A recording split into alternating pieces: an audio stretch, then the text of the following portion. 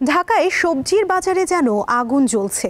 দুই একটি ছাড়া বেশিরভাগ সবজির দাম ৮০ টাকার উপরে। এখনও কেজি প্রতি ৮০ টাকায় স্থিতিশীল পেঁয়াজের দাম, নানা অজুহাতে চড়া মাছের দামও।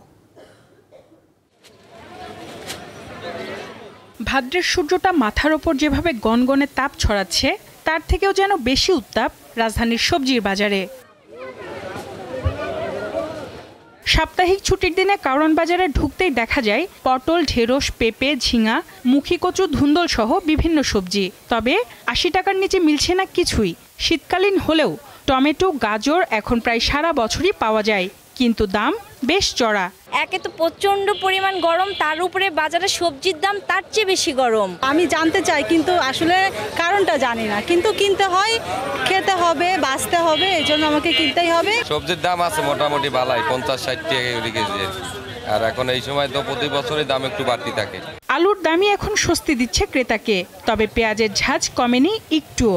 স্বস্তি আসলে সব সবজিতে স্বস্তি নয়, কিছু কিছু সবজির দাম বেশি, আর কিছু কিছু আছে রিজনেবলের ভিতরে। পেঁয়াজ হচ্ছে যে ৮০ টাকা, এটা আপনার গত এক মাস ধরে এইভাবে চলতেছে। তখন মাল যদি বেশি আসে হয়তো দামটা কমবে। মাছের রাজা ইলিশের দাম কমবে বলে যারা আশায় ছিলেন, তাদের সেই আশায় গুড়ে বালি। ১ কেজি ওজনের রূপালী ইলিশের স্বাদ পেতে পকেট থেকে যাবে ২৬০০ টাকা। আমার জন্য ইলিশ মাছ না, ইলিশ মাছ বিশেষ ব্যক্তিদের জন্য।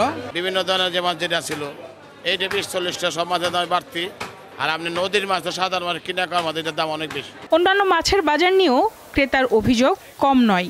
চরে যখন আমরা কিনতেছি তখন আমাদের বেচতে হবে একটু বেশিতে, আর সামুদ্রিক মাছ যেগুলো আছে এইগুলোর দাম ঠিকই আছে।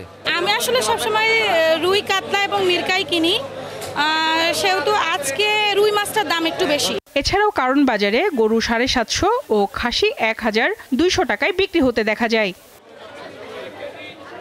সঞ্জিদা প্লাবনী, দীপ্ত সংবাদ, ঢাকা।